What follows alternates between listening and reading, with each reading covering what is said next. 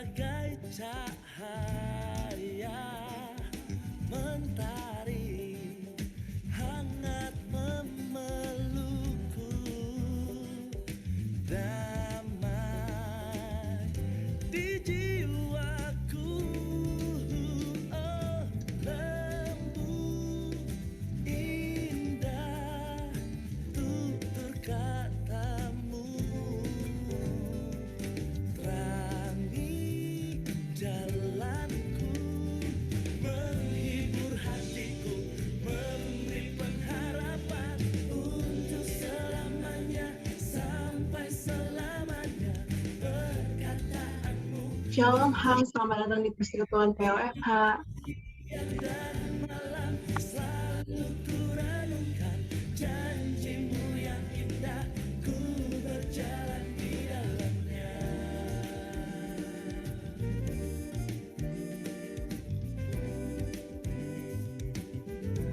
Shalom Jessica, selamat datang di Persekutuan Jumat POFH. Shalom juga Kak.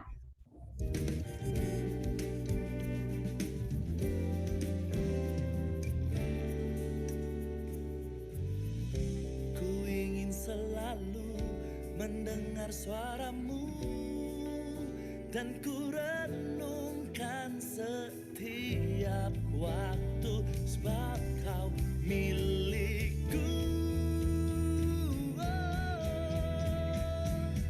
Untuk selamanya, sampai selamanya, perkataanmu bertumbuh di hatiku, siang dan malam selalu ku renungkan, janjimu yang indah ku berjalan di dalamnya. Untuk selamanya, sampai selamanya, perkataanmu bertumbuh di hatiku, siang dan malam selalu ku renungkan, janjimu yang indah ku berjalan di dalamnya. Untuk selamanya, Shalom Bang Ezra, selamat datang di Persekutuan Jumat POFH.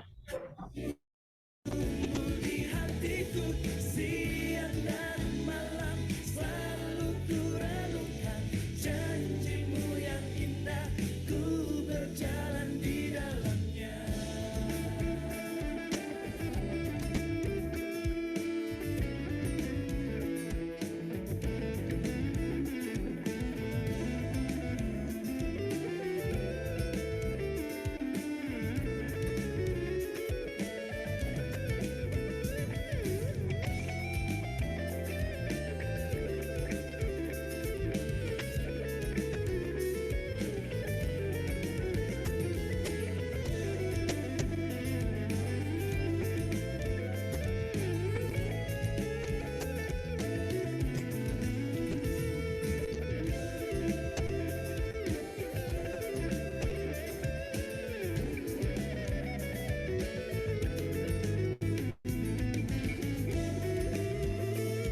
Shalom Bang Melinda, selamat datang di Persekutuan Jumat POFH.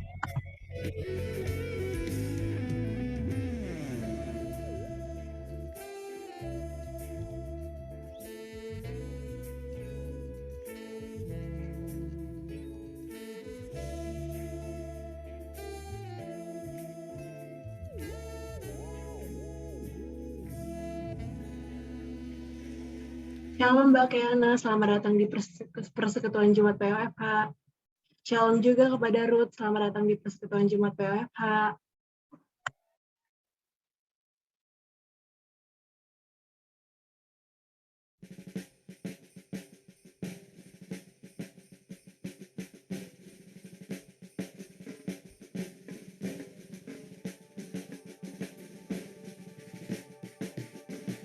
Shalom Bang Daniel, selamat datang di Persekutuan Jumat POFH.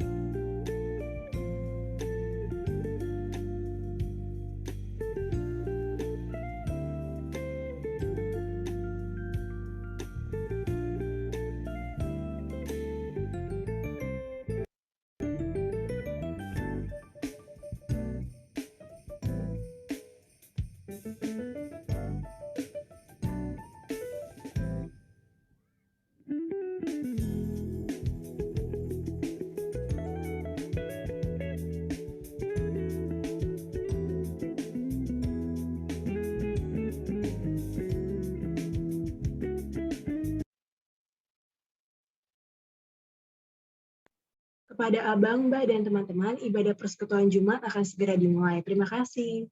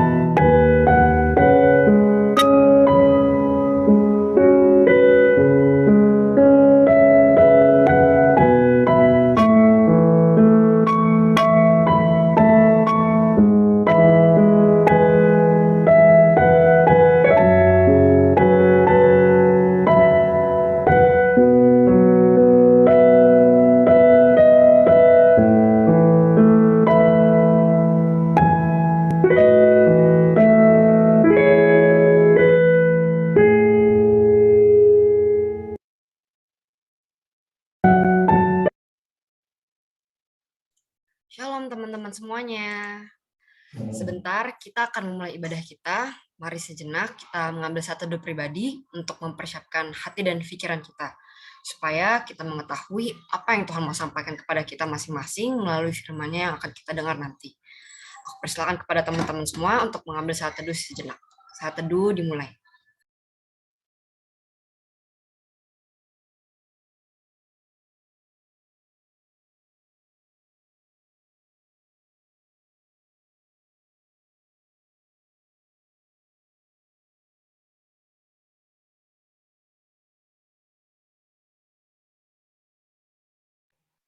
Saat teduh selesai. Oke, aku sapa sekali ya teman-teman ya. Shalom teman-teman semuanya. Ya, shalom. Aku yakin kalian semua menjawabnya di dalam iman semua ya. Oke. Nah, teman-teman, sebelum memulai ibadah kita pada hari ini, aku rindu banget buat ngeliat muka-muka kalian semua nih. Kalau bisa diibaratkan ya, rasa rinduku ini tuh melebihi rasa rindunya Nilea ke Dilan gitu kan, kalau boleh dikata. Nah, jadi teman-teman boleh di open cam gitu kan. Kalian gak mau kan ngeliat MC-nya gini, nge-MC dengan perasaan rindu gitu. Nah, jadi boleh nih Dela, Andreas, Ele, Hans, Ruth, Daniel, kayak anak, kayak ini sama Kak Marsha, boleh nih langsung on cam nih ya. Boleh banget gitu kan, yang bisa nggak ada kendala, boleh langsung on cam gitu. Nah, oke teman-teman, kalau emang nggak bisa on cam sekarang nggak apa-apa, tapi ditunggu ya guys buat on cam. Oke, biar lebih fokus gitu kan. Oke, bersyukur teman-teman semua kalau hari ini kita bisa berkumpul bersama beribadah kepada Tuhan Yesus yang baik. Nah, yes, betul banget kalau Tuhan Yesus sangat baik. Kita masih bisa bernafas dengan bebas, masih bisa makan dan minum tanpa cemas, bahkan masih bisa mengerjakan semua tugas-tugas yang ada. Walaupun emang mungkin ada dari teman-teman yang ngerjain tugas sambil terseok-seok atau mungkin ada yang sakit gitu, tapi bersyukurlah setiap kita masih bisa mengerjakannya dan tidak harus sampai terbaring di rumah sakit. Matius 6 ayat 31 sampai 32 mengatakan, sebab itu janganlah kamu khawatir dan berkata, apakah yang akan kami makan, apakah yang akan kami minum, apakah yang akan kami pakai. Semua itu dicari bangsa-bangsa yang tidak mengenal Allah, akan tetapi Bapamu yang di surga tahu bahwa kamu memerlukan semuanya itu. Mari teman-teman, aku undang setiap kita untuk menyanyikan lagu Sebab Tuhan Baik sebagai ucapan syukur kita kepada Tuhan atas penyertanya dalam hidup kita dengan penuh sukacita.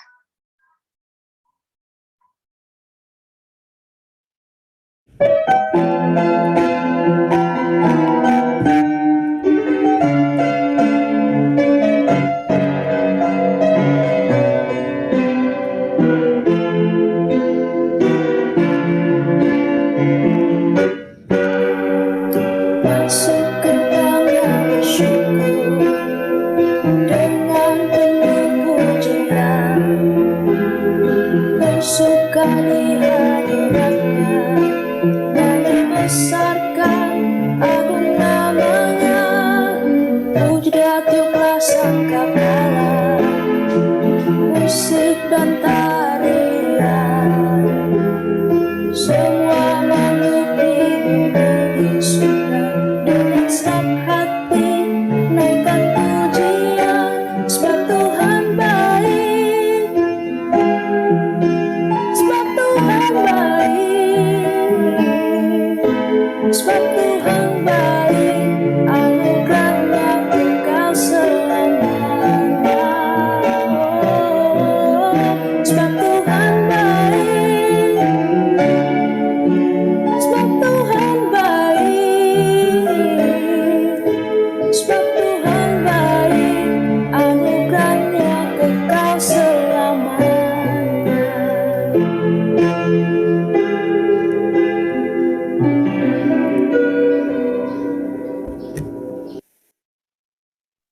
Teman-teman, sebentar kita akan masuk ke dalam perenungan firman Tuhan. Tapi sebelum itu, mari kita bersatu di dalam doa. Bapa, terima kasih ya Tuhan, Engkau sudah memimpin kami ya Tuhan, pada hari ini ya Tuhan. Sebentar kami akan mulai ibadah kami ya Tuhan, Kau yang tolong berkati kami ya Tuhan, Kau yang pimpin setiap kami ya Tuhan, agar hati dan pikiran kami hanya tertuju kepadamu ya Tuhan. Dan Tuhan, kami juga yang berdoa, ampunilah segala keberdosaan setiap kami ya Tuhan, baik yang disengaja maupun yang tidak. Kiranya Engkau yang suci dan kuduskanlah setiap hati kami ya Tuhan, agar kami boleh berkenan di hadapan-Mu ya Bapa. Setiap pujian penyembahan kami boleh menjadi persembahan yang harum di hadapan-Mu ya Bapa. Terima kasih ya Tuhan, ajar kami untuk rindu dan haus untuk mendengar firman-Mu. Hanya dalam nama Tuhan Yesus Kristus kami berdoa, mohon syukur. Amin. Oke, teman-teman, sebentar kita akan masuki perenungan firman Tuhan. Tapi aku pengen teman-teman merenungkan terlebih dahulu akan satu hal ini. Pernah nggak teman-teman merasa burn out dengan begitu banyak tanggung jawab yang teman-teman harus kerjakan? Atau mungkin pernah nggak teman-teman ngerasa down dengan begitu banyak tugas-tugas yang harus teman-teman lakukan, gitu. Baik tugas-tugas teman-teman di rumah, kan sebagai anak itu harus bantu orang tua mungkin, atau teman-teman lagi magang gitu kan, lagi banyak kerjaan gitu, atau lagi pusing dengan banyaknya tugas organisasi gitu, atau tugas-tugas kuliah gitu ya, itu sedang banyak-banyaknya gitu. Dan semua harus teman-teman kerjakan gitu dalam satu waktu. Mungkin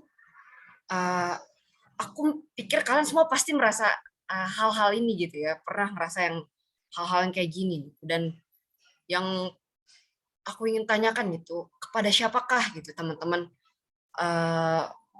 ketika down gitu ya, ketika teman-teman capek gitu, kepada siapakah teman-teman melampiaskannya gitu?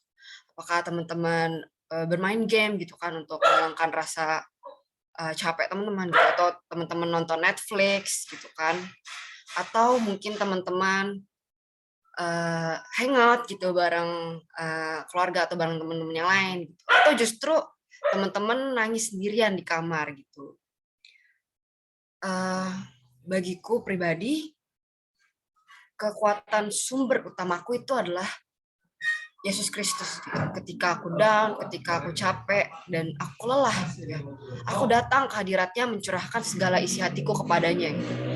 Dan saat itu gitu ya, damai sejahtera yang melampaui segala akal yang dari Tuhan turun menaungi diriku. Gitu. Dan rasa capek, lelah, penat, stres itu ketika hilang gitu. Dan yang ada tuh hanya damai gitu di hati. Dan biarlah lagu Engkaulah Kekuatanku menjadi lagu pengantar kita kepada firman Tuhan dan menguatkan setiap hati kita untuk terus berserah kepadanya. Mari teman-teman, aku undang setiap kita menyanyikan lagu Engkaulah Kekuatanku dan menghayati setiap kata perkataannya.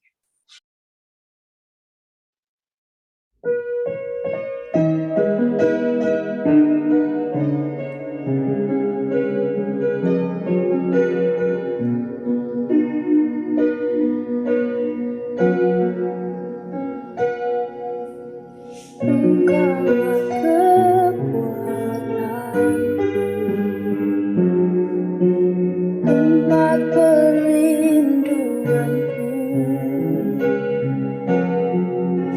saat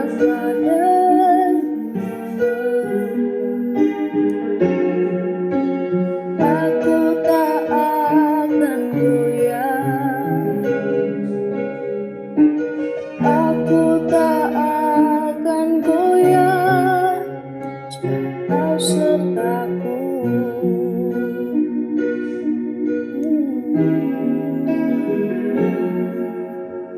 Engkaulah kekuatanku, tempat perlindunganku saat badai menerpa. Aku tak akan goyah, aku tak akan goyah, sebab kau sertaku. Sejauh langit dari bumi, begitu besarnya kasih-Mu. Penuhi hati kami yang rindu menyembah-Mu, Yesus. Sejauh langit dari bumi, begitu besarnya kasih-Mu. Kaulah Tuhan, kekuatanku, sukacitaku.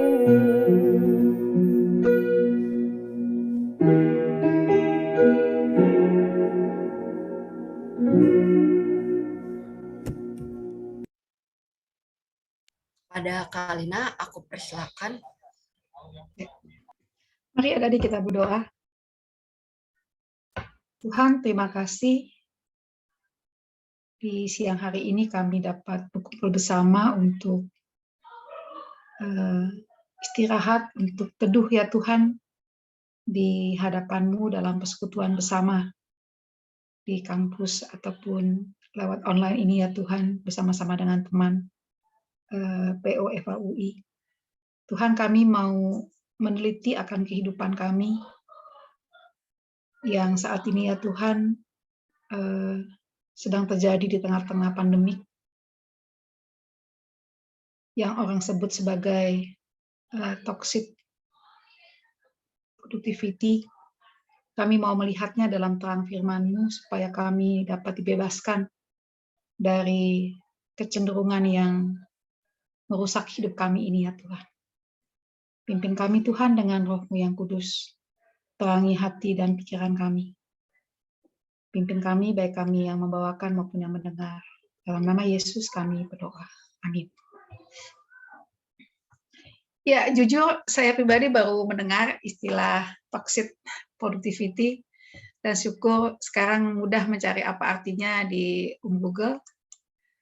Boleh saya sharing screen?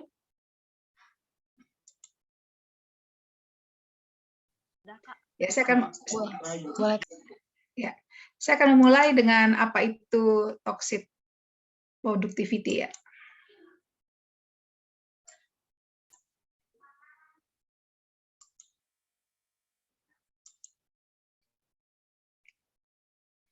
Ya, saya tidak tahu kalau istilah ini sangat familiar buat kalian ya. Ponakan saya yang usianya berapa ya? Ya 30-an ya, 30-an lebih lah ya. Tapi dia lagi sibuk dengan bayinya, saya tanya, tahu istilah ini nggak? Nggak tahu. Kayaknya istilah ini baru muncul di masa pandemi kayaknya. Ya, apa itu toxic productivity? Ya, di status itu saudara dikatakan, itu sebenarnya istilah lain dari workaholic. Workaholic itu udah biasa sih, kecanduan kerja ya. Pokoknya namanya candu-candu tuh jelek lah ya. Workaholic itu. Istilah tersebut untuk menggambarkan keinginan tidak normal yang dimiliki seseorang untuk menjadi produktif setiap saat dengan segala cara. Orang yang mengalaminya merasa butuh untuk bekerja lebih keras, baik di tempat kerja maupun di rumah. Bahkan ketika mereka sebenarnya tidak perlu melakukan hal itu. Salah satunya harusnya tidur, dia nggak tidur gitu ya. Nah, ini dia mengutip tulisan dari Simon Milesas. Pelatih bisnis dan penulis Joy of Business mengungkapkan bahwa toxic productivity akan membuat seseorang merasa gagal ketika ia tidak bisa terus-menerus menjadi produktif. Pengidap lebih berfokus pada apa yang belum ia lakukan ketimbang melihat apa saja yang sudah ia kerjakan atau capai. Sedangkan Esquire, seorang psikolog dan pendiri jaringan teleterapis, mengungkapkan bahwa banyak pekerja yang sudah jatuh ke dalam pola toxic productivity selama masa pandemi.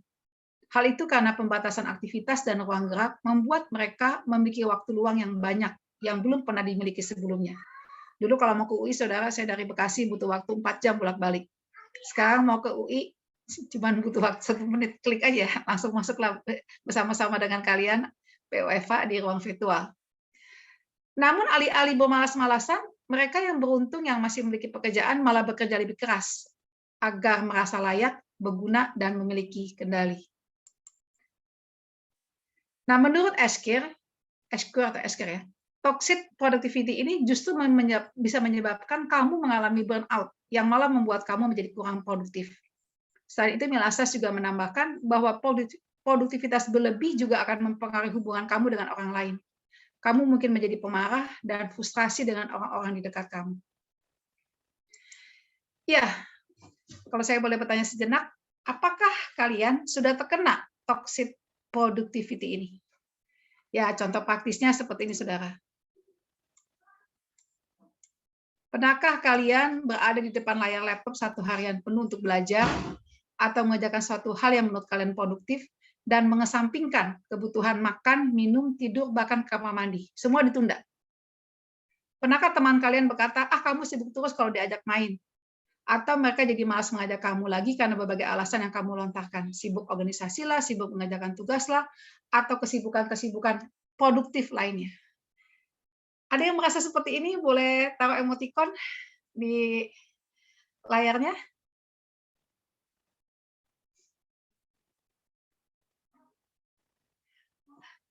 Ada lagi yang merasa demikian?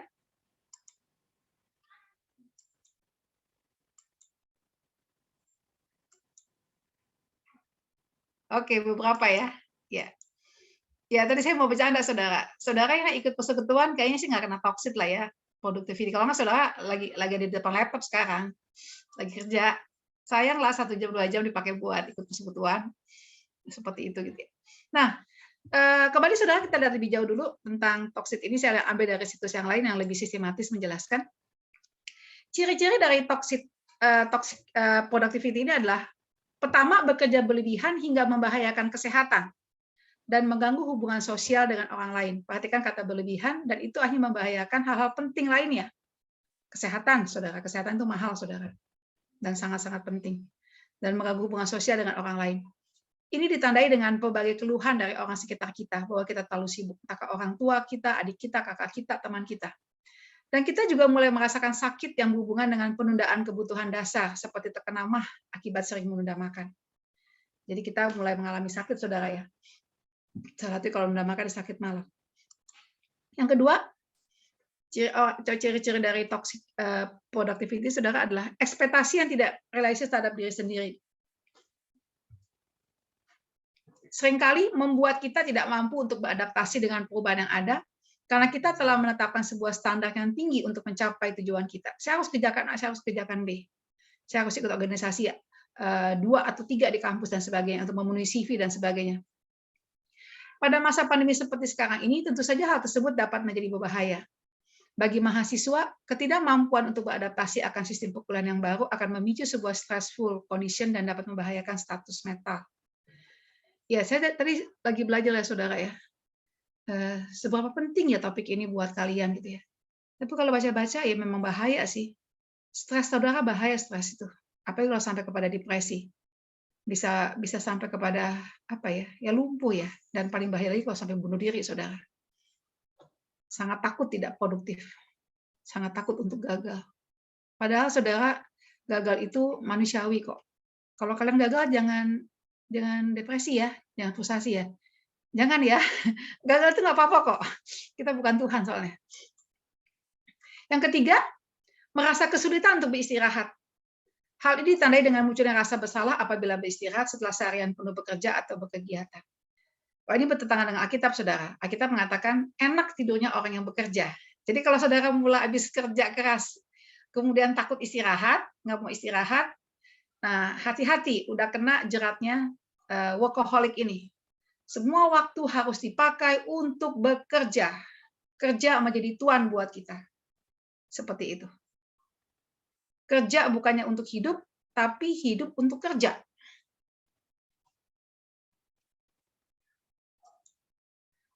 Nah, apakah dampak dari toxic productivity ini? Pada dasarnya toxic productivity telah mempertaruhkan kesehatan agar dapat menjadi lebih produktif. Perilaku ini menempatkan tidur, makan, minum yang adalah kebutuhan dasar kita, dan kebutuhan bersosialisasi yang adalah hakikat kita sebagai makhluk sosial, menjadi prioritas kesekian. Sehingga tidak heran seorang yang mengalami toxic productivity ini mengalami penurunan kondisi kesehatan. Tidak punya teman, kesepian, itu saudara tidak baik loh buat kesehatan. Ada satu penelitian mengatakan, penelitian di Harvard ya, penelitian yang berlangsung sekitar, saya lupa ya, 70 tahun atau 60 tahun. Mereka mengikuti sekelompok apa namanya? Apa bilangnya kalau di survei itu bilangnya? Apa namanya ya kalau kelompoknya di survei itu ya? Pokoknya sekelompok masyarakat disurvei, saudara, itu baik itu mahasiswa, baik itu kelompok menengah ke bawah, menengah ke atas, saudara, itu disurvei sekelompok itu, dan kemudian mereka terus diikuti, saudara, sampai puluhan tahun. Itu proyek lama sekali. Dari sekelompok peneliti di Harvard itu, saudara. Maka teliti apakah yang membuat orang itu bahagia. Jadi sekelompok orang ini, saudara, puluhan kalau tidak salah, diikuti sampai puluhan tahun, maka menikah, maka punya anak dan sebagainya, baik kelompok masyarakat bawah maupun menengah maupun atas, diteliti, saudara, dan ternyata hasilnya yang membuat mereka bahagia adalah relasi. Relasi. Mereka yang memiliki relasi yang baik dalam keluarga, pertemanan, persahabatan, dan sebagainya, saudara, itu ternyata adalah orang yang berbahagia. Jadi betapa pentingnya, saudara, persahabatan itu. Saudara, ketika mahasiswa jangan kehilangan kesempatan bersahabat ya. Jangan, sayang sekali. Kemudian yang kedua, perilaku ini juga dapat menyebabkan seorang rentan karena stres. Hal ini akan lebih berbahaya lagi apabila seorang melampiaskan stres tersebut ke kebiasaan yang dapat memperparah kondisi kesehatan. Tadi MC sudah mengutip, seperti alkohol, rokok, atau obat-obatan terlarang. Lari ke dugem, saudara. Bisa lari ke free sex kemudian. Hamil dan sebagainya. Wah, saudara, udah deh. Stresnya makin nambah-nambah deh. Makin nambah-nambah. Karena apa lagi? Kalau sekarang karena COVID ya. Kalau lu kena HIV lagi. Karena pergaulan bebas. Nah, jadi dampaknya, saudara, adalah kerja berlebih-lebihan atau workaholic atau toxic productivity, saudara, membuat kita stres. Yang ketiga, perasaan burnout atau hilang minat terhadap sesuatu yang biasa kita lakukan. Jadi kita malah akhirnya jadi kayak bete semuanya gitu loh. Burnout dapat berefek terhadap pekerjaan, kebiasaan, ataupun hobi yang awalnya sangat dinikmati. Kita bisa menikmati hidup. Saudara, Tuhan menganugerahkan hidup untuk dinikmati. Nah, akhirnya, saudara, dengan adanya keadaan ini, produktivitas malah akan menurun. Malah jadi akhirnya kontraproduktif. Nah, pertanyaannya, bagaimana kita mengatasi toxic productivity ini? Ya, saya membahasnya dari terang firman Tuhan ya, saudara ya. Tentu psikologi juga pasti punya nilai-nilai baik yang bisa kalian pelajari, tapi kali ini dalam kaitan kita belajar firman Tuhan, saya membagikan bagaimana kita mengatasi toxic productivity ini. Sebenarnya saya mau membagikan saudara sebagai pencegahan ya. Dan kalau saudara sudah terjebak, tentu perjuangannya lebih berat lagi. Tapi ini pencegahan. Masih pencegahan itu lebih mudah sebenarnya. Butuh kedisiplinan. Kalau udah kena, saudara, selain butuh kedisiplinan, butuh perjuangan gitu ya. Nah, bagaimana mengatasi ini, saudara, adalah kita belajar untuk peganglah nilai-nilai dari kehidupan Kristiani. Kita harus sadar, saudara, bahwa kehidupan Kristiani, saudara, itu punya nilai-nilai yang sangat baik, saudara, bahkan yang terbaik. Karena itu adalah nilai-nilai firman Tuhan. Dari Tuhan yang menciptakan kita. Dunia, saudara, punya nilai-nilainya. Ada yang setengah baik, saudara, ada yang setengah buruk, ada yang sangat buruk, dan sebagainya. Marilah kita belajar untuk bersyukur, bahagia, percaya, saudara, akan nilai-nilai firman Tuhan bagi kehidupan kita. Ada sebuah ilustrasi, saudara, ya, yang sangat basic, saudara, tentang betapa pentingnya kita memegang nilai-nilai kehidupan Kristiani dari kebenaran firman, saudara.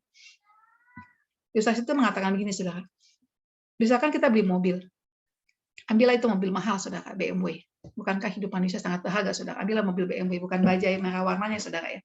Tapi BMW beneran, saudara, yang harganya berapa tuh, 0,5 M kali ya. Nah, kalau kita beli mobil, saudara, kita akan dikasih buku manual bagaimana menjalankan mobil ini, bagaimana memelihara mobil ini. Nah, ambillah saudara aturan yang paling mendasar, saudara, bahan bakar. Nah, pada buku manual itu saudara tertulis bahan bakarnya itu haruslah premix ya. Apa yang paling tinggi premix ya? Premix ya, harusnya premix. Nah, ketika kita baca, itu manual itu tertulis saudara ya, di dalam manual itu tertulis bahan bakar dari mobil BMW ini adalah premix. Bla bla bla lah ya, pokoknya bahan bakar yang terbaik gitu ya, mobil mahal soalnya. Nah, kita ada 3 pilihan saudara terhadap apa yang ditulis oleh manual itu. Yang pertama, yang paling parah, kita nggak baca. Kita nggak baca dan kemudian kita biasa naik bajai saudara, kita masukinlah kemudian diesel, apa namanya? Apa untuk diesel? Solar kan jauh lebih murah saudara daripada premix. Kita masukin solar. Apa yang terjadi saudara? Rusak mobil kita. Atau yang kedua saudara, kita baca kemudian gila mahal banget, salah nih buku gitu ya, aku nggak mau taat. Saudara, apa yang terjadi? Mau rusak. Atau pilihan ketiga saudara, kita percaya kepada manual itu karena itu dikeluarkan oleh yang membuat mobil itu. Kita beli premix saudara, kita masukkan premix sebagai bahan bakar untuk BMW kita, dan apa yang terjadi saudara, BMW akan berjalan dengan mulus, mesin akan terpelihara dengan baik. Nah, begitu pula dengan kehidupan kita. Kalau kita mau berjalan maksimal hidup ini, saudara, kita akan berkata dengan tulus kepada diri sendiri dan kepada dunia, aku bahagia, aku konten. Maka, saudara, marilah kita menghidupi nilai-nilai kehidupan Kristiani yang Alkitab ajarkan pada kita. Nah, Paulus, saudara, dalam Roma 12 ayat 1-2, ketika setelah dia menyelesaikan akan apa itu keselamatan, dia kemudian masuk kepada nasihat praktis. Nah, di awal itu saudara, di peralihan itu dia memberikan nasihat ini. Janganlah kamu menjadi serupa dengan, maaf ini ayat 3 ya, tidak salah, ayat 2 kalau salah.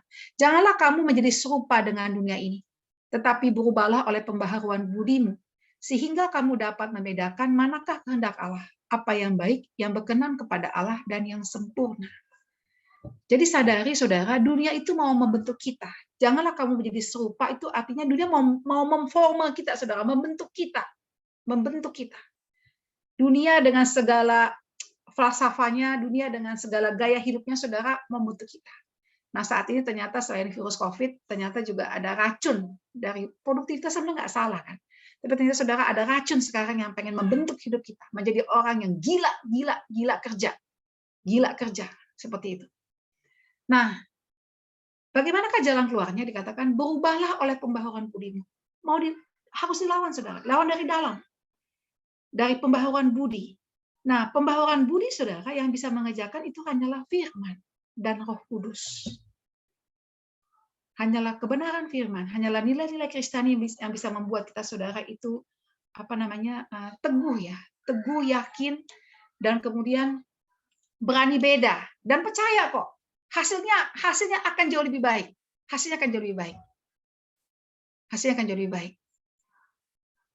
Nah, ketika kita masuk kepada pembaharuan budi ini, dikatakan kamu dapat membedakan manakah kehendak Allah, apa yang baik, yang berkenan kepada Allah, dan yang sempurna. Saudara bisa tenang bekerja tanpa khawatir. Saudara bisa tenang tidur ketika saudara harusnya tidur. Saudara, kita menjadi orang yang utuh dalam kehidupan ini. Ya itu. Jadi bagaimana mengatasi toksit ini, saudara, adalah percayalah kepada nilai-nilai Kristiani, nilai-nilai hidup Kristiani yang Alkitab ajarkan kepada kita. Nah, saya akan berikan contoh, saudara, beberapa nilai hidup Kristiani terkait dengan toxic productivity ini.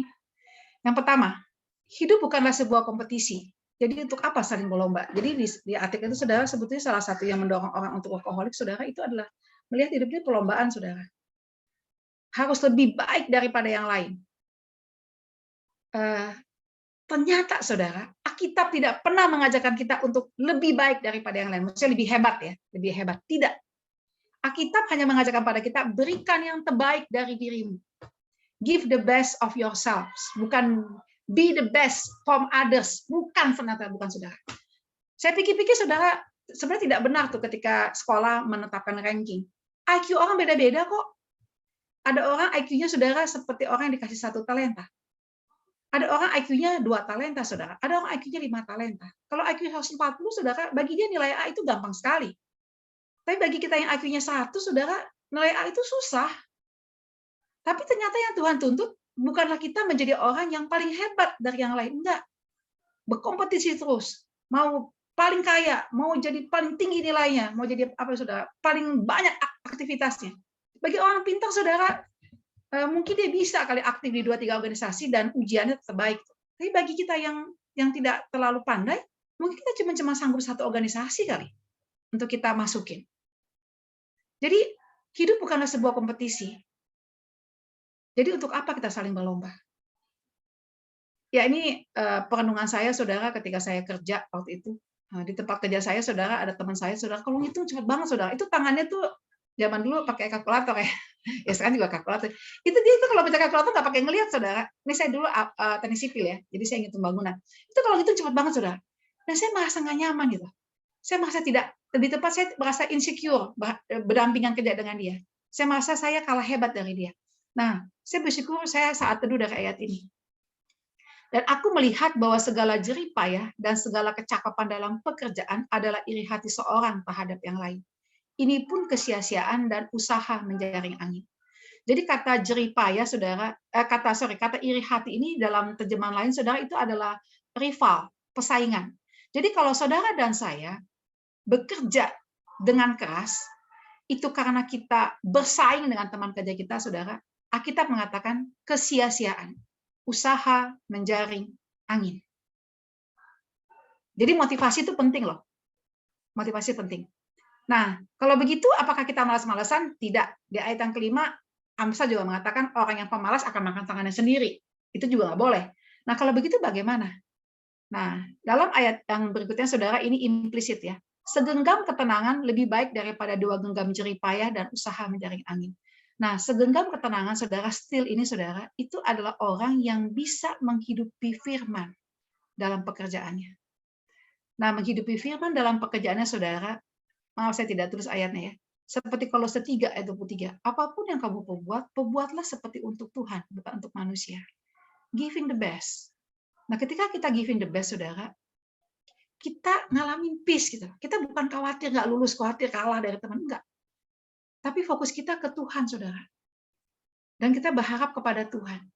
Beda, saudara, beda. Beda mahasiswa yang kejar nilai, saudara, karena khawatir, karena pengen lebih hebat, dengan mereka yang belajar dengan sungguh-sungguh dan berserah kepada hasilnya. Hasil itu akibat loh. Hasil itu bukanlah yang kita tuju. Kaya itu akibat loh, saudara. Ini kalau kalian kerja ya. Kaya itu akibat loh. Kaya itu jangan jadikan tujuan. Kalau kaya jadi tujuan, bahaya kita. Cinta akan uang adalah akar segala kejahatan. Karena memburu uanglah banyak orang terjebak dalam berbagai kedukaan.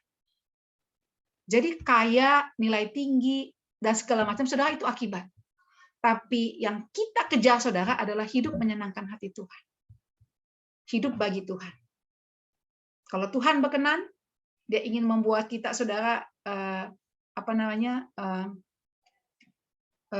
begitu rupa, saudara ya. Tuhan punya maksud dalam hidup kita dikasih tuh, saudara, the best, saudara. Maksudnya the best daripada yang lain, maksud saya. The best dari diri udah pasti, saudara ya, tapi the best dari yang lain. Mungkin Tuhan punya maksud. Kelak Tuhan mau pakai kita jadi apa nanti, mungkin seperti Yusuf, seperti itu. Tapi intinya adalah hidup bukanlah sebuah kompetisi. Nilai Kristiani mengajarkan pada kita the best of yourself, not the best from others. Tidak demikian. Yang kedua, hidup lebih berarti daripada apa yang kamu capai. Karena itu aku berkata kepadamu, janganlah kamu khawatir akan hidupmu, akan apa yang hendak kamu makan atau minum, dan janganlah khawatir pula akan tubuhmu, akan apa yang hendak kamu pakai. Bukankah hidup itu lebih penting daripada makanan, dan tubuh itu lebih penting daripada pakaian? Saudara, hidup lebih penting daripada apa yang kita capai. Itu. Dalam hal ini, saudara, ketika Tuhan bicara kekhawatiran akan pakaian, makanan, Tuhan berkata, hidupmu lebih penting daripada makanan dan pakaian. Hidup itu lebih penting daripada uang untuk kita beli makanan dan pakaian itu. Hidup itu lebih penting, lebih berarti daripada apa yang kamu capai. Ya, hargai hidup, saudara. Ada tuh beberapa kalimat cantik, saudara. Kamu bisa beli ranjang, tapi kamu tidak bisa membeli tidur. Kamu bisa beli makanan enak, tapi kamu tidak bisa membeli appetite dan sebagainya. Kamu bisa membangun rumah, membeli rumah, tapi kamu tidak bisa membeli home. Nah, saudara, home, tidur, apalagi menikmati makanan, saudara, enjoy ya, bukan dalam arti rakus, saudara. Itu hidup, saudara. Itu hidup. Beberapa yang lalu, ketika saat teduh dari Pengkhotbah 3 ya, kalau kamu bisa menikmati makanan hidupmu, Pengkhotbah bilang itu pun adalah apa ya? Itu pun adalah berkat Allah gitu. Dan saya belajar bersyukur loh, saudara, bisa enjoy, kalau misalnya bisa enjoy makan gitu ya. Bersyukur, ini pun berkat Allah gitu. Hidup. Jadi hidup itu lebih berarti daripada apa yang kamu capai. Ngapain, saudara, kita kena toxic productivity ini? Tapi kita kehilangan banyak teman, kita kehilangan ayah kita, ibu kita. Maksud saya relasi ya, dan sebagainya. Nah, kemudian ini, saudara. Beristirahat dari semua aktivitas adalah hal yang penting untuk dilakukan. Jadi di mana-mana, saudara, hukum kehidupan saudara itu ada waktunya rehat. Pause. Pause itu penting. Ada satu kalimat di sebuah papan di tepi jalan tol, saudara, di rest area, ditulis begini, it is stop that keep you going. It is stop that keep you going. Berhenti itulah yang akan membuat kamu bisa melanjutkan perjalanan. Saya ulang-ulang bilang sama kakak saya atau saudara saya, saudara yang mau pergi ke tol Cipali itu, yang tolnya ratusan kilo itu, saya bilang bahwa menurut teori, kesanggupan untuk ngetik konsentrasi itu adalah, saya lupa ya berapa jam, 2 jam atau 3 jam. Lebih dari itu, saudara, kita udah mulai nggak bisa konsen. Dan saya menyaksikan, saudara, waktu lewat tol Cipali, ada mobil, saudara, katanya tol Cipali itu katanya nggak lurus begini loh. Tol Cipali yang ke Jawa Tengah, saudara, itu sebenarnya agak melingkar begini jalannya, nggak lurus gitu. Nah, saya menyaksikan, saudara, waktu itu ketika lewat tol itu, saudara, ada satu mobil, saudara, tuh nyungsep. Nah, kenapa dia nyungsep, saudara? Kemungkinan besar, saudara, dia udah nggak konsentrasi, saudara. Dia nggak bisa bedain bahwa jalannya udah begini. Sehingga dia setirnya, saudara, tetap aja dia bikin lurus. Jalannya pada jalannya udah begini, saudara. Dia bikin itu, dan saudara, akhirnya dia masuklah, dia nyungsep. It is stop that keep you going. Jadi istirahat, saudara, itu adalah kebutuhan dasar kita, saudara. Sama seperti kita membutuhkan kerja, begitu pula kita membutuhkan istirahat. Jangan mau, saudara, lebih serba salah sih ya, bukan serba salah ya. Dunia, saudara, sangat menuntut kita untuk kerja kalau bisa 7 kali 24 jam, 1 hari 24 jam, dan kerjanya 7 hari 24 jam. Pikirnya kalau kerja 7 kali 24 jam, maka produktivitas akan makin tinggi. Ternyata tidak, saudara. Pernah ada satu negara ya, yang katanya menerapkan, saudara, tidak ada hari libur. Yang terjadi, saudara, produktivitas menurun. Karena manusia, saudara, diciptakan tidaklah demikian. Mesin aja enggak, saudara, apalagi manusia ya. Nah, mari kita mengaminkan, saudara, perintah Tuhan dalam hukum Taurat ini, hukum dasar kita ini. Ingatlah dan kuduskanlah hari Sabat. 6 hari lamanya engkau akan bekerja dan melakukan segala pekerjaanmu. Tetapi hari ke-7 adalah hari Sabat Tuhan, Allahmu. Maka jangan engkau melakukan suatu pekerjaan, engkau atau anakmu laki-laki atau anakmu perempuan, atau hambamu laki-laki atau hambamu perempuan, atau hewanmu atau orang asing di tempat kediamanmu. Saudara, begitu rupa, saudara, istirahat itu sampai Tuhan mengatakan, kuduskanlah hari Sabat. Belajar berhenti, belajar istirahat. Belajar, saudara, istirahat. Baik istirahat reguler tiap hari maupun istirahat reguler tiap minggu. Masih bersyukur, saudara, ya, hukum pemburuan masih berlaku ya. Kita punya waktu libur cuti, saudara, 12 hari dalam setahun. Kalau nanti saudara jadi pemilik perusahaan, jangan tawarkan ya kepada anak buah Anda, jangan cuti ya, diganti duit. Jangan, saudara. Jangan tawarkan itu, saudara. Jangan saudara pikir bahwa dengan kerja lebih lama tanpa istirahat, tanpa cuti akan membuat lebih produktif. It is stop that keep you going. Saudara, ini adalah nilai Kristiani. Nah, yang terakhir saudara adalah perjuangkan ibadah, persahabatan, kepedulian. Perjuangkan itu. Kisah 2 saudara ayat 41-47 itu adalah laporan Lukas menceritakan kehidupan jemaat mula-mula. Kisah para rasul yang ditulis oleh Lukas itu sebagian besar berisi perjalanan misi, tetapi saudara ada pasal-pasal, hanya 3 pasal kalau tidak salah, kisah 2, kisah 4, dan kisah 20 ya. Plus satu lagi kisah 15 ketika rapat saudara, sidang Yerusalem. Itu menceritakan kehidupan internal dari jemaat. Nah, dengan demikian apa yang Lukas catat tentang kehidupan internal jemaat itu berarti sangat penting. Sangat penting. Itu adalah anugerah besar yang Tuhan berikan kepada jemaat untuk menikmatinya. Mereka ditebus oleh Kristus dan mereka menjalani hidup baru. Hidup yang memang seharusnya sebenar-benarnya yang Tuhan ingin anugerahkan kepada manusia yang ditebusnya. Kembali kepada gambar dan rupa Allah yang menikmati begitu rupa saudara hakikat hidup manusia. Dan dalam ini saudara adalah manusia yang sudah ditebus. Nah, dalam kisah 2 ayat 41-47 saudara sekalian, dalam ayat 42 kita melihat betapa pentingnya ibadah. Betapa pentingnya ibadah. Dalam kisah 2 dicatat dengan bertekun dalam pengajaran rasul-rasul, dalam persekutuan, berkumpul memecahkan roti dan berdoa. Di sini saudara meliputi firman, meliputi doa, meliputi share together, berbagi firman satu dengan yang lain dalam persekutuan. Kata persekutuan koinonia itu artinya share together the life of Christ. Berbagi hati saudara, berbagi hati. Saya kadang-kadang suka mengkritik persekutuan, suka menggantikan sharing the life of Christ saudara dengan games untuk keakraban. Tidak salah saudara games itu, tapi games itu saudara itu hanyalah familiarity. Tetapi kalau kita mau masuk kepada intim yang adalah hakikat dari koinonia itu, heart to heart, mari saudara kita biasakan untuk berbagi kehidupan Kristus dalam hidup kita. Kita berbagi firman, kita berbagi kasih Allah. Nah, kemudian saudara dikatakan berkumpul memecahkan roti dan berdoa. Memecahkan roti di sini saudara artinya adalah perjamuan kudus. Dan perjamuan kudus itu adalah merayakan akan cinta Tuhan yang amat besar di atas bukit Kalvari. Ya, kita persekutuan tidak melakukan perjamuan kudus, tapi kita bisa merayakannya saudara mengingat cinta Tuhan di atas Kalvari dengan apa? Dengan lagu pujian. Kita mengingat-ingat kasih Tuhan dengan lagu-lagu yang sangat indah. Lagu apa ya yang sangat indah saudara yang saya pernah nikmati? My Tribute misalkan, kalian masih tahu nggak ya?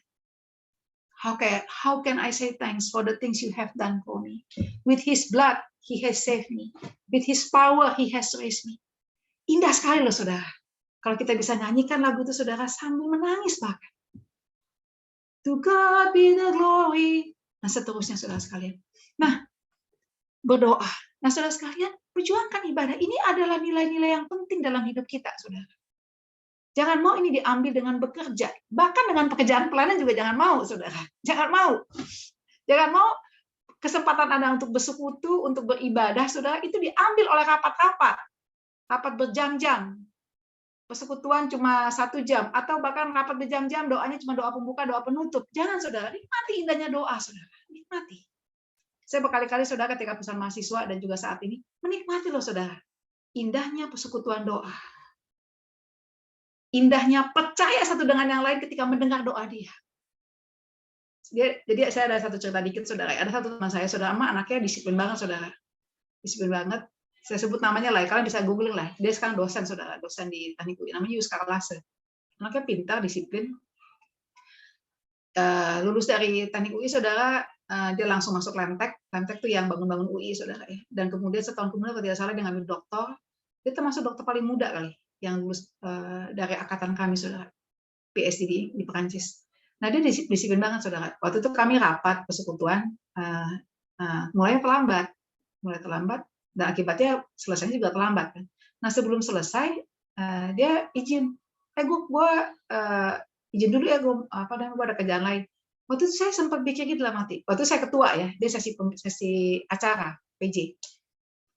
Oh iya, saya dari POFT saudara ya dulunya, POFT UI. Nah lalu saya pikir, kok anak nggak komitmen ya, rapat penting ini dia pergi gitu, dia tinggal itu. Lalu tapi saudara bersyukur di minggu itu kita ada PD pesan doa. Waktu itu kalau kita pesan doa, doanya bukan kayak doa ribut itu ya, doa dibacain lalu kemudian kita doa dalam hati atau bersuara gitu, tapi kita doa gantian. Jadi kita bisa dengar doa satu dengan lain. Nah waktu dia doa, saudara, dia doa dengan kusuk saudara untuk persekutuan. Nah ketika dia doa dengan kusuk saudara untuk persekutuan, tiba-tiba hati saya percaya loh sama dia. Saya tahu teman saya ini sungguh-sungguh komitmen dalam pelayanan. Yang salah kita kenapa mulai terlambat, gak disiplin. Dia benar gitu ya, harusnya mulai on time, selesainya on time. Seperti itu. Ya, jadi perjuangkan ibadah. Perjuangkan. Nah, yang kedua, saudara, perjuangkan persahabatan, kepedulian. Di ayat yang ke-46, dengan bertekun dan dengan sehati mereka berkumpul tiap-tiap hari dalam bait Allah. Mereka memecahkan roti di rumah masing-masing cara. Oh, sorry, ini masih yang masih ibadah dan persekutuan. Sorry ya. Ini masih memuji Tuhan ya. Memuji Tuhan, makan bersama. Makan bersama ya, saudara, ini persahabatan. Saya lanjut dulu. Oh, oke. Maaf. Bentar. Ya, ini persahabatan saudara ya. Ini kumpul bersama-sama tiap hari, kemudian makan bersama-sama dengan gembira dan tulus hati. Saya akan tafsirkan saudara dan saya aminkan ini terjadi persahabatan. Perjuangkan itu. Perjuangkan. Ambil waktu saudara untuk membangun pertemuan, bersahabat satu dengan yang lain. Sekarang sih susah kali ya, terpaksa nikmati makan bersamanya di rumah masing-masing pakai GoFood ya. Kalau dulu sih enak di kantin, saudara. Habis PO kita ke kantin, ngobrol-ngobrol, cakap-cakap dan sebagainya. Seperti itu. Diam di sekretariat lebih lama gitu ya. Menikmati bercakap-cakap satu dengan yang lain. Saudara, perjuangkan persahabatan. Tinggalkan dulu pekerjaan saudara, bangun persahabatan. Nah, yang berikut saudara adalah kepedulian. Nah, ini juga sangat indah saudara. Dan semua orang yang telah menjadi percaya itu tetap bersatu. Dan segala kepunyaan mereka adalah kepunyaan bersama. Dan selalu ada yang dari mereka menjual harta miliknya, lalu membagi-bagikannya kepada semua orang sesuai dengan keperluan masing-masing. Jangan sampai kita, saudara, belajar terus, saudara, tapi lupa ada teman yang butuh kita ajari. Yang butuh kita ajari. Saya bersyukur dalam pengalaman saya kuliah dulu, ada 2 teman saya, saudara, yang peduli kepada saya, mengajarkan kepada saya. Kalau dia ngajarin saya, saudara, saya nggak lulus kali mata kuliah itu. Masih ke saudara, saya diajarin sama dia. Kalau dia tidak menolong saya, ada lagi saudara, satu kasus lagi, mungkin saya tidak lulus, saya tidak selesai skripsi saya. Tapi saya bersyukur saudara dia mau tolong saya. Jadi perjuangkan kepedulian itu.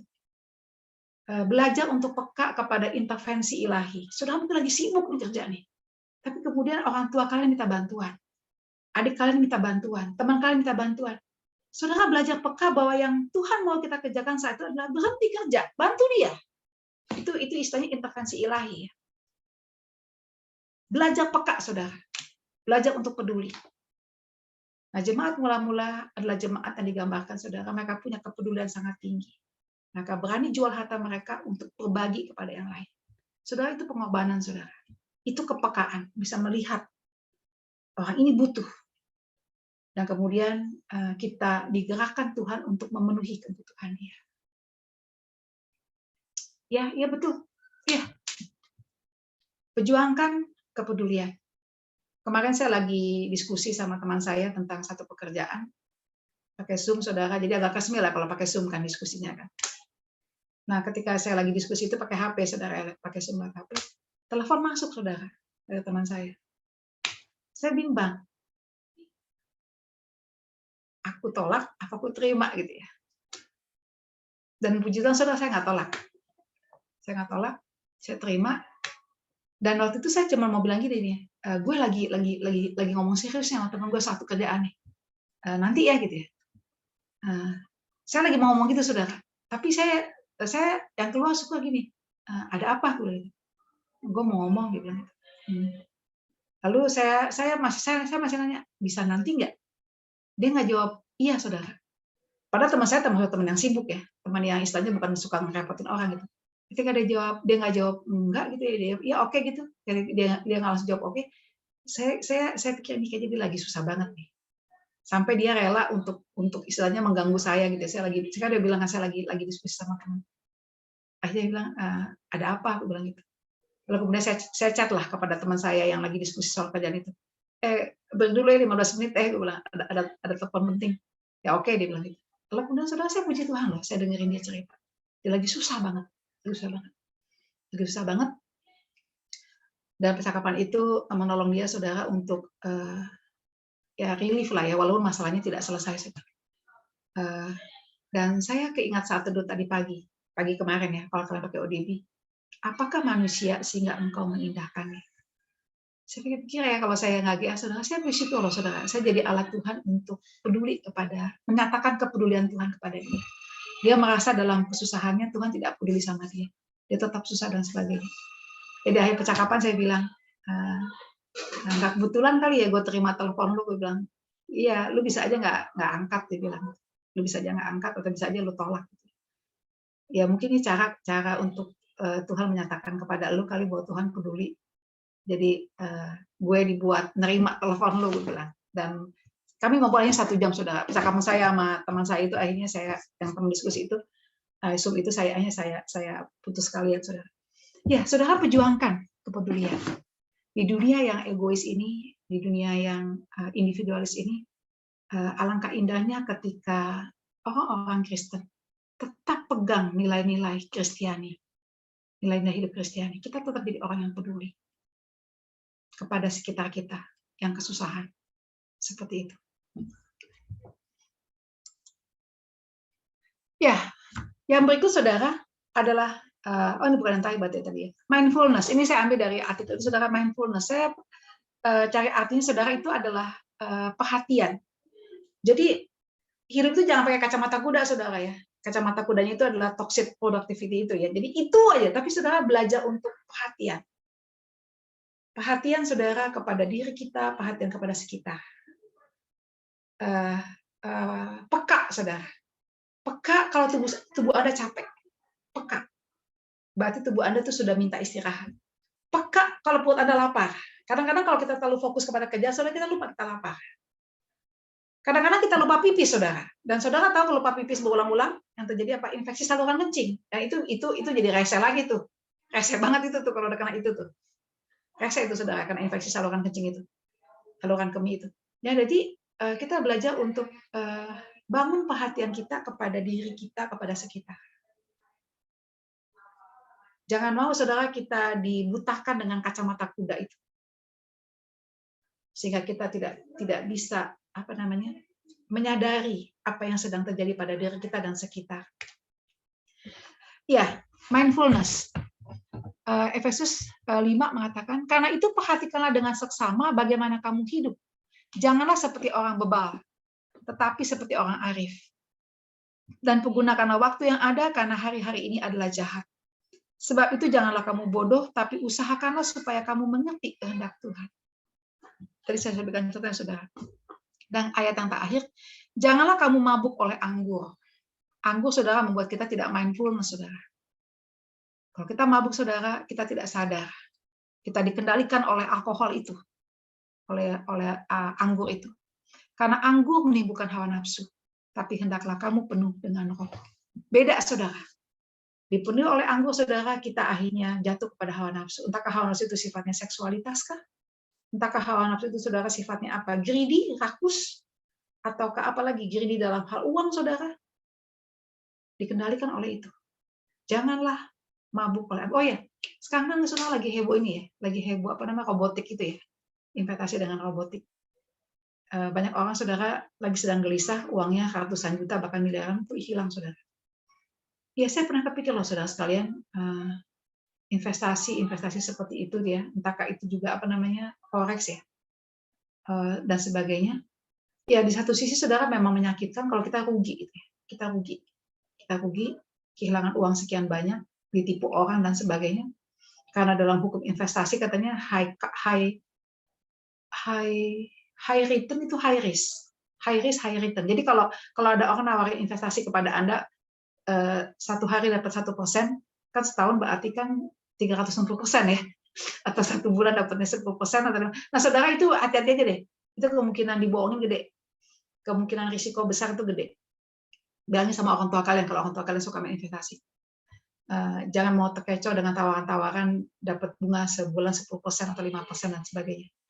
Nah, apa namanya? Nah, rugi itu menyakitkan saudara. Apalagi kalau uang itu saudara, uang yang harusnya kita pakai untuk biaya anak sekolah dan seterusnya. Tabungan yang dikhususkan untuk hal-hal yang penting dan sebagainya. Nah, tapi ada yang kedua saudara yang lebih bahaya menurut saya. Selain rugi, ya untung rugi itu dalam kehidupan itu wajar ya. Kembali kalau tadi saya bilang kalau gagal kalian jangan putus asa. Kalau rugi pun juga jangan putus asa ya. Kalau rugi jangan putus asa saudara. Kalau kehilangan uang jangan putus asa. Nah, ada yang kedua yang sangat bahaya, yang lebih bahaya saudara, yaitu hati melekat kepada harta. Siang malam apa yang dipikirkan? Duit saudara. Mikirin indeks saja naik apa enggak saudara. Siang malam saudara mikirin itu. Itu yang bahaya saudara. Itu yang bahaya. Apabila hartamu bertambah, jangan hatimu melekat padanya. Kalau kita udah mulai saudara mikirin itu terus saudara siang dan malam, hati-hati itu sudah jadi berhala. Dan berhala saudara adalah dosa yang sangat berbahaya dan membuat Tuhan marah. Itu. Jangan mabuk oleh anggur. Anggur menimbulkan hawa nafsu. Tapi hendaklah kamu penuh dengan roh. Dan kalau saya kembali kepada kisah 2, bagaimana kita penuh dengan roh, mau tidak mau memang dengan firman dan doa. Itu. Hiduplah dikendalikan oleh firman Tuhan, dikendalikan oleh pimpinan Tuhan. Roh Kudus memimpin kita saudara ketika kita menikmati, mengalami firman dalam hati kita dan hidup kita. Ya, ini dia sebagai penutup. Kebalikan dari orang yang dikendalikan oleh toxic productivity, saudara, hidup menjadi tergesa-gesa, tidak ada istirahat, gelisah dan sebagainya, burnout dan sebagainya.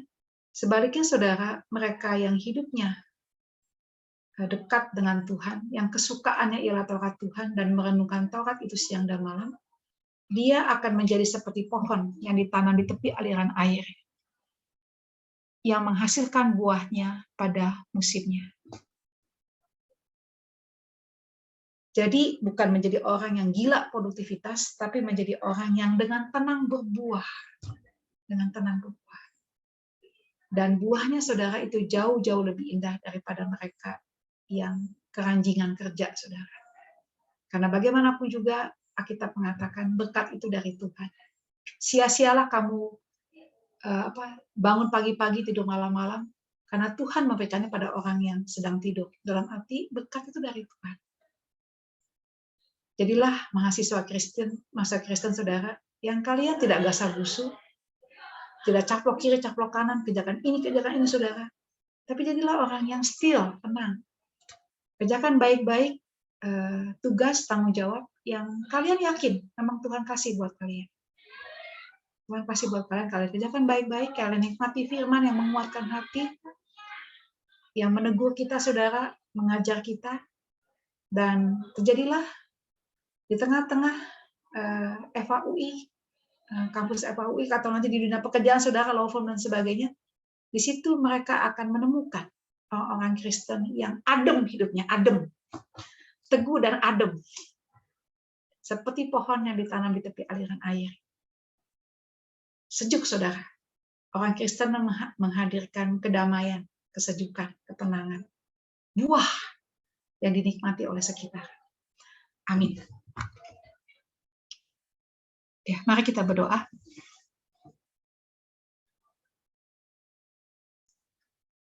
Tuhan, kami berdoa, biarlah kiranya ya Tuhan, hidup kami bukanlah hidup yang dikendalikan oleh dunia ini, yang kadang-kadang kami juga bingung ya Tuhan, dari mana timbulnya, sehingga ada banyak jebakan-jebakan di dalam kehidupan kami, yang mau menghancurkan hidup kami ya Tuhan.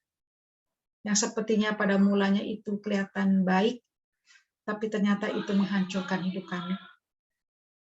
Dan kami berdoa ya Tuhan, biarlah Engkau tolong kami untuk tidak mudah diombang-ambingkan oleh rupa-rupa ya Tuhan, angin pengajaran ataupun kelicikan manusia yang menyesatkan. Tapi kami boleh teguh ya Tuhan, berpegang kepada kebenaran firman-Mu. Apa yang penting menurut firman-Mu, itulah yang kami perjuangkan ya Tuhan. Dan kami belajar percaya kepada firman-Mu ya Tuhan, bahwa sesungguhnya di dalam Engkau kami akan menemukan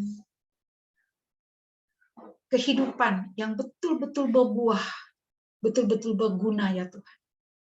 Dan kami menemukan damai, kedamaian yang betul-betul ya Tuhan, membuat kami berkata dengan tulus, aku bersuka cita, aku bahagia menjadi anak-anak-Mu.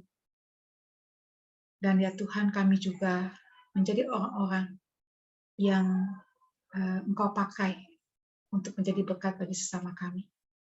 Berilah kami kepekaan ya Tuhan, kesanggupan untuk menolong teman-teman kami yang terjebak kepada workaholic ini ya Tuhan. Biarlah kiranya kami boleh menarik mereka ya Tuhan untuk kembali menikmati hidup sebagaimana seharusnya, menjalani hidup sebagaimana seharusnya. Berkati masa-masa kami ketika mahasiswa ya Tuhan, untuk belajar, bersahabat, dari dalam persekutuan ini kami belajar untuk belajar firman Tuhan dengan sungguh-sungguh, menikmati kuasa-Mu ya Tuhan, dan menjadi saksi Injil-Mu di tengah-tengah kampus kami. Terima kasih Tuhan Yesus, dalam nama-Mu kami berdoa. Amin. Ya, apakah ada pertanyaan atau saya silakan langsung pada MC? Langsung ke MC.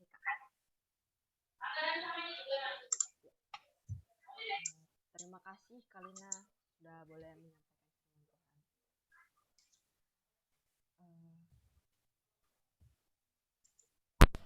Terima kasih Kalina sudah menyampaikan firman Tuhan. Teman-teman, aku sangat terberkati banget dengan firman yang udah Kalina sampaikan. Dan dari situ aku menyadari gitu. Sudahkah hidup aku ini berkenan gitu ya di hadapan Tuhan gitu. Aku banyak melakukan segala hal gitu. Aku melakukan ini, aku melakukan itu, aku melakukan ono gitu, dan kayak aduh ini hidup gue toxic productivity gitu ya jadinya ya.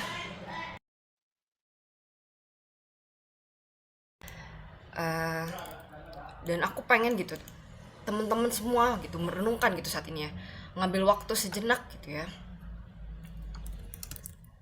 buat mengingat lagi kehidupan teman-teman saat ini gitu. Mungkin teman-teman lagi sibuk tugas, lagi sibuk magang, sibuk, tapi coba teman-teman renungkan gitu. Gue lagi sibuk, gue masih bisa menikmati Tuhan gak sih? Masih bisa berdoa sama Tuhan dengan perasaan bersyukur gak sih? Gue masih bisa menikmati ibadah ini gak sih? Tuhan gitu ya.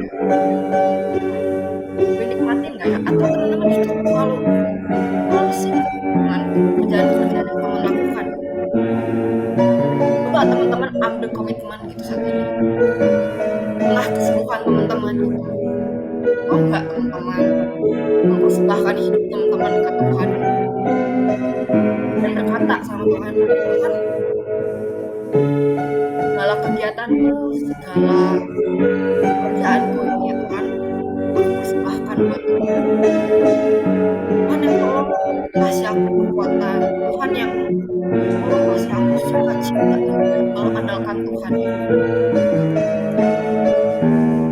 Dan lupakan teman-teman di sekitar teman-teman tuh masih ada keluarga gitu, masih ada saudara, masih ada sahabat-sahabat yang mungkin membutuhkan kalian, yang membutuhkan support kalian tanpa kalian sadari, dan pernah gitu untuk melupakan mereka gitu, untuk mendoakan mereka dan coba cek mereka gitu kan, gimana keadaan kalian, gimana kabar kalian gitu.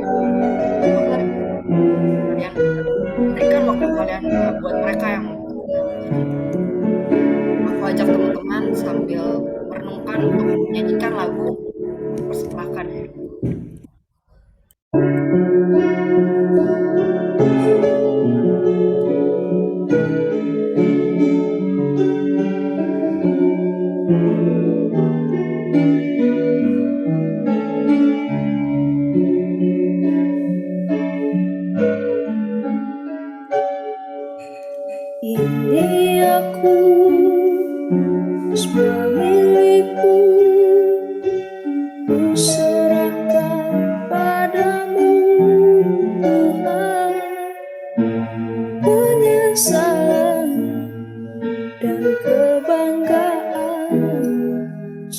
dan duka, semua ku serahkan.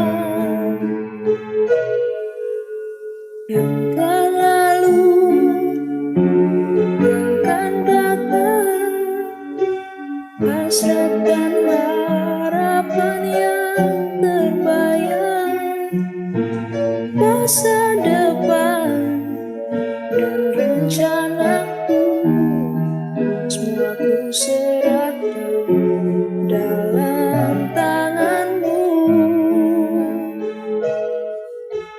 Ku persembahkan hidupku kepadamu, Tuhan. Kemuliaan-Mu ku berikan hidup ini sebagai persembahan yang berkenan padamu.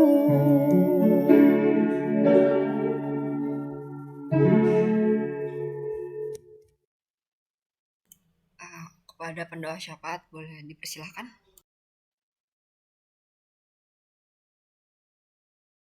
Terima kasih teman-teman semua, abang mbak. Mari kita bersama-sama bersatu dalam doa. Ya Bapa, Allah kami yang ada di surga, yang bertahta di kerajaan surga. Bapa yang kami sembah di dalam roh dan kebenaran. Bapa kami yang kami sembah, yang disembah oleh Abraham dan Yakub. Berikan segala kemuliaan Tuhan, segala persembahan kami. Kami bersyukur kepadamu atas segala berkat-Mu, segala perlindungan dan kasih karunia-Mu selama kami hidup sampai saat ini Tuhan. Bapak, kami ingin menyampaikan beberapa pokok doa Tuhan. Pertama-tama, ampunilah kami, layakan kami di hadapan-Mu Tuhan. Kami tahu kami berdosa, kami tahu tiap hari yang kami lakukan terdapat yang tidak mengenakan di hadapan Tuhan, baik secara sengaja ataupun tidak, baik secara pikiran ataupun perbuatan kami Tuhan. Tapi Engkau terus memberikan kami kesempatan Tuhan, Engkau terus memberikan kami second chance Tuhan. Kami berterima kasih Tuhan. Tuhan, Bapa kami juga berdoa untuk Kak Lina sebagai pembicara pada pagi kali ini, kiranya Kau terus berkati hamba-Mu ini supaya dalam pelayanan dia tetap teguh, semakin ditambahkan. Berkatilah kehidupan pribadinya dan kehidupan pelayanannya Tuhan, supaya dalam pelayanannya semakin hari semakin mengutarakan apa yang Kau katakan Tuhan, menjadi wakil-Mu di bumi Tuhan, supaya apa yang dikatakan oleh hamba-Mu ini bisa menjadi benih-benih yang tertanam di dalam hati jemaat-jemaat. Baik, Tuhan, Bapa kami juga memohon kepadamu, juga berdoa untuk mahasiswa-mahasiswi yang ada di Fakultas Hukum Universitas Indonesia ini Tuhan, baik dalam kegiatan akademis mereka, kegiatan organisasi, dan kegiatan non-akademis lainnya, dalam tugas dan tanggung jawab organisasi, adalah Kau tuntun mereka, Kau bimbing mereka, biar mereka tetap terus merasakan tanggung jawab mereka Tuhan, dalam komitmen mereka masing-masing Tuhan. Karena kami percaya bahwa itu yang Kau tunjukkan pada kami Tuhan, dari awal penciptaan, ketika manusia jatuh ke dalam dosa, Kau berkomitmen untuk memulihkan hubungan dan Kau benar-benar melakukan Tuhan. Biarlah kami mencerminkan itu Tuhan, ajarkan kami menerima hal itu. Tuhan, kiranya Kau juga memberkati orang-orang yang kami kasihi Tuhan, orang tua, keluarga, anak, kekasih, kerabat, atau sepupu, siapapun itu Tuhan, kami berdoa Tuhan. Dan juga tidak lupa kami mendoakan personal dalam Universitas Indonesia ini Tuhan, terutama untuk bagi Fakultas Hukum, bagi rektor kami, para dekan, dosen, tenaga pengajar, jajaran staf, bahkan hingga pekerja kebersihan. Kau terus berkati mereka semua Tuhan. Kau pakai mereka menjadi bagian dari rencana-Mu yang hebat ini. Kami juga berdoa Tuhan untuk kami semua ini dalam kegiatan perkuliahan yang masih dilakukan secara online Tuhan. supaya dapat berjalan dengan lancar, dan kami dapat mengerti apa yang dosen ajarkan. Dan media online ini tidak mengurangi kemampuan kami untuk berpikir. Kami juga berdoa untuk semua, baik dosen, mahasiswa, dan keluarga kami yang terpapar COVID, Tuhan. Kiranya Kau berikan roh kesembuhan, Tuhan, dan kuatkan mereka dalam masa pemulihan mereka masing-masing, Tuhan. Karena kami percaya bahwa Engkau lah tabib yang agung, dokter dari segala dokter, Tuhan. Dan kami juga berdoa, Tuhan, untuk bangsa negara kami, Republik Indonesia, dari presiden hingga RT RW yang paling kecil wilayahnya, Tuhan, bahkan DPR, DPD, DPRD, dan bahkan jajaran mahkamah, Tuhan. Kau berkatilah mereka semua, penyelenggara negara kami, Tuhan. Bimbinglah bangsa ini supaya setiap dari mereka dapat melakukan tugas mereka seperti mereka melakukannya untukmu, Tuhan, dengan segenap hati mereka, dengan segenap kebijaksanaan mereka, Tuhan. Walaupun mungkin di Indonesia ini banyak sekali gejolak, Tuhan, tapi kami percaya bahwa hatimu berada di Indonesia, Tuhan. Sertai negara kami ini, Tuhan, bahkan juga sertai di umat-umat seluruh dunia yang menghadapi pandemi ataupun ada konflik antar negara yang semakin hari mencuat dan mengkhawatirkan kami. Maka itu kami berdoa untuk perdamaian dunia, Tuhan. Peperangan yang baru terjadi antara Rusia dan Ukraina, kiranya Kau jamah para pemimpin agar bisa berikan mereka kebijaksanaan dan berikan mereka juga kerendah hatian, dan Kau berikan mereka juga kebaikan.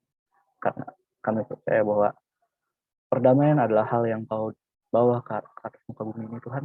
Itu yang Kau ajarkan kepada kami. Kiranya itu bisa terwujud di muka bumi ini, Tuhan. Ya Bapak, meskipun kami ucapkan dengan mulut yang tidak layak ini, tidak layak di hadapan-Mu, kami berseru padamu tetap, Tuhan. Dengarkanlah kami, perhatikan suara permohonan kami. Jadilah kehendak-Mu di bumi seperti di surga. Biarlah belas kasihan-Mu bersinar di atas kami, sebagaimana kami menaruh pengharapan kami di dalam Engkau. Di dalam nama Tuhan Yesus Kristus, Allah kami yang hidup, kami berdoa, memuliakan dan mengucap syukur sekarang, selalu, dan sepanjang waktu. Amin. Amin. Terima kasih kepada Dio sudah memimpin kita ke dalam doa syafaat. Teman-teman, sebentar kita akan mengakhiri ibadah kita pada hari ini, tapi sebelum itu sebentar kita juga akan berikan sedikit dari apa yang kita punya sebagai kita akan pendengar firman Tuhan.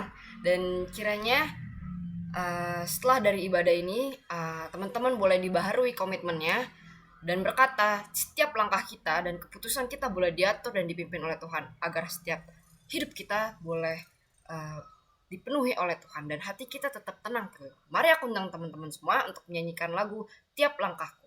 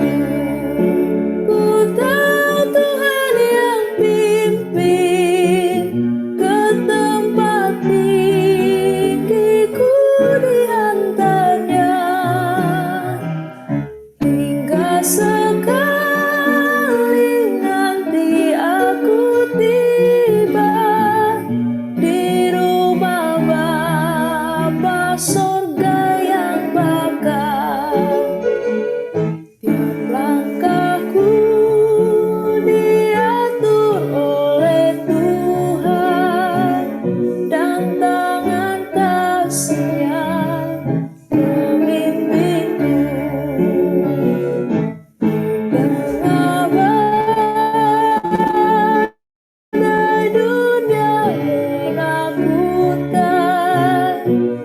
hatiku tetap tenang teduh.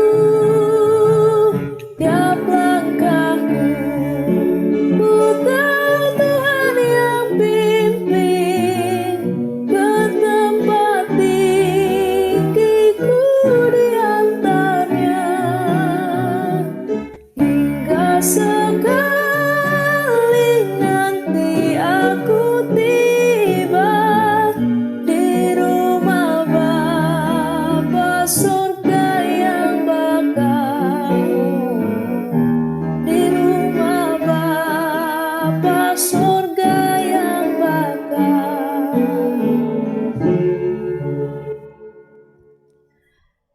Kepada Kalina boleh dipersilakan untuk menutup kita dalam doa. Mari kita berdoa.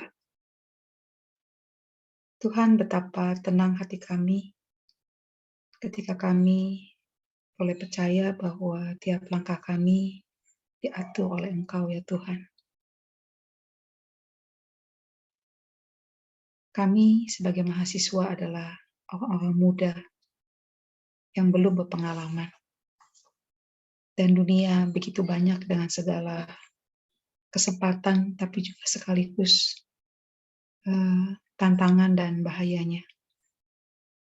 Dan kami berdoa ya Tuhan, seperti kata firman-Mu bahwa sekalipun kami belum berpengalaman, tetapi ketika kami dituntun oleh Tuhan, dituntun oleh firman-Mu, kami bisa lebih bijaksana daripada guru-guru kami. Kami juga bisa lebih cerdik daripada musuh-musuh kami. Karena itu Tuhan, kami seperti lagu ini berdoa, tuntunlah langkah-langkah kami ya Tuhan. Di dalam keputusan-keputusan yang kami ambil, dalam setiap tawaran aktivitas yang ada di sekitar kami, tuntunlah langkah kami ya Tuhan. Tolonglah kami untuk sebelum mengambil keputusan, kami bertanya kepada Engkau. Dan kami alami bagaimana Engkau tuntun kami begitu rupa untuk berada di tempat, untuk melakukan pekerjaan yang memang Engkau inginkan kami lakukan. Sebagai kesempatan untuk kami bertumbuh, sebagai kesempatan kami memuliakan Engkau ya Tuhan. Kesempatan kami jadi berkat bagi sekitar kami, baik teman maupun keluarga. Makasih ya Tuhan, dan kami mengakhiri persekutuan ibadah ini dengan mengarahkan hati kami kepada berkat-Mu. Biarlah kiranya kasih karunia daripada Tuhan Yesus Kristus, kasih daripada Allah Bapa, persekutuan dan penghiburan daripada Roh Kudus beserta dengan kami sekalian, dari sekarang sampai selama-lamanya. Dalam nama Yesus kami berdoa. Amin. Teman-teman, ibadah kita sudah selesai pada hari ini. Aku persilakan kepada teman-teman semua untuk mengambil saat teduh sejenak. Saat teduh dipersilakan.